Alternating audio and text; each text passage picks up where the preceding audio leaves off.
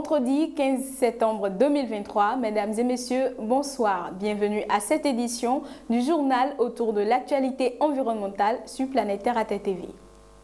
Direction Abomey-Calavi qui abrite une espèce animale classée en voie de disparition par l'Union internationale pour la conservation de la nature. Il s'agit des singes à ventre roux. Cette sous-espèce de primate endémique du Dahomey Gap est un petit singe dont le pelage du ventre et de la poitrine est de couleur rouge.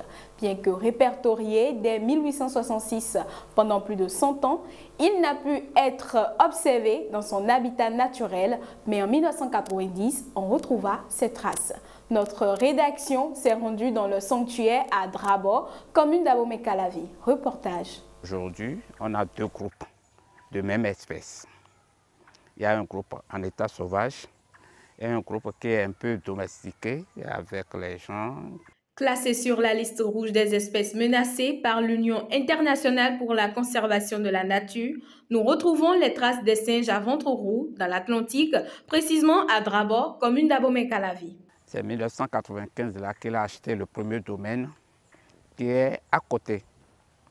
Les gens sont arrivés lui proposer des terres et il a commencé à jeter portion par portion.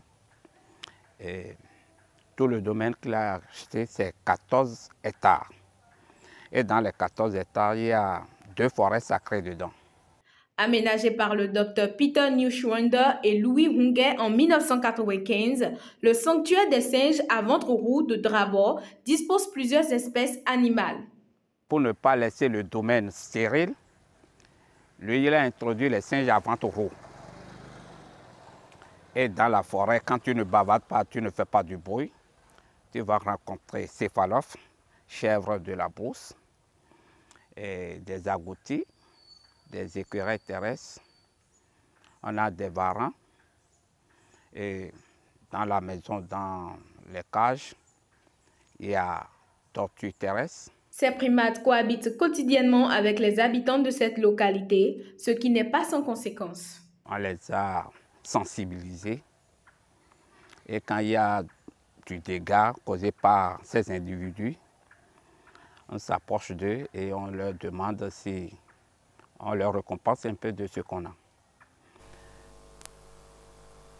Les changements climatiques ainsi que les comportements de l'homme sont à la base de l'érosion côtière que nous observons. Ce phénomène physique ronge nos côtes.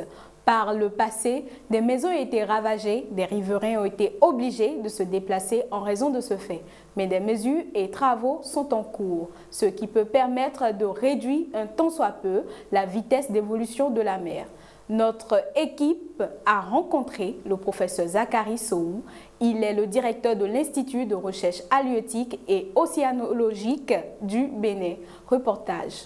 Le sable qui doit quitter côté est pour pouvoir disons, circuler normalement, le sable là a été arrêté sur le côté ouest. Sur les côtes maritimes du Bénin, une situation reste préoccupante dans le rang des experts océanographes. Il s'agit de l'érosion côtière. L'érosion côtière au Bénin, c'est une préoccupation. C'est une préoccupation parce que nous avons, sur les 125 km de côte que nous avons, depuis la frontière nigériane craquée jusqu'à la frontière togolaise, nous avons un comportement sur toute la côte qui n'est pas un comportement régulier. Pour l'heure, les actions humaines sont retenues comme cause majeure des déficits sur les côtes béninoises. Visiblement, les causes principales de l'érosion côtière, c'est d'abord l'homme. Les actions que nous posons. J'ai dit, au moment où nous agressons la nature, et si nous agressons la nature, nous devons nous attendre à une réaction de la nature. Face à cette situation, des stratégies sont bien proposées afin de ralentir cette érosion que subissent nos côtes. On peut résoudre ce problème-là par les différentes protections dont j'ai parlé. Par exemple, là où il y a un constat qui a l'érosion, on met une grande quantité de sable là, entassé, et la mer vient pour prélever de temps en temps ce sable-là, pour pouvoir vraiment se maintenir en équilibre. Au Bénin, la ville de Cotonou est au cœur des impacts de cette érosion. Les avancées sont très visibles et l'inquiétude est grandissante. En raison de ce phénomène, beaucoup commencent par croire à la disparition de la ville de Cotonou d'ici peu. Est-ce donc réel? Le professeur nous en parle. Suivez. L'érosion côtière, c'est l'avancement de la mer sur la terre de façon tout court. C'est quand la mer vient, avance sur la terre pour prendre une partie de la terre. C'est ça qu'on appelle l'érosion côtière. Visiblement, les causes principales de l'érosion côtière, c'est d'abord l'homme. Les actions que nous posons. J'ai dit, au moment où nous agressons la nature, et si nous agressons la nature, nous devons nous attendre à une réaction de la nature. Et c'est ça qui se passe. La nature, elle règle ses problèmes. Mais dès que l'homme intervient, l'homme l'amplifie et la mer est obligée, ou bien l'océan, du moins ce que nous avons ici, est obligé de réagir pour répondre à ces attaques de la part de l'homme. Donc, c'est l'homme qui est au centre de tout. C'est l'homme qui construit.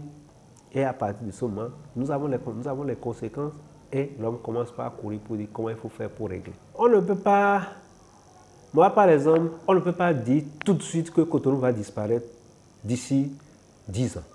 Non. Ça là, on ne peut pas le dire. Parce qu'avec les efforts qui sont faits aujourd'hui, visiblement, on a des résultats. On a des résultats aujourd'hui où nous avons de l'accrétion par endroit. Donc avec ces efforts, on ne peut pas dire que Cotonou va disparaître. « 100% Terre » vous fait découvrir les merveilles de la nature pour le bien-être de la peau et des cheveux.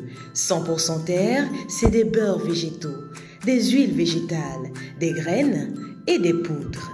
Passez votre commande en un clic. «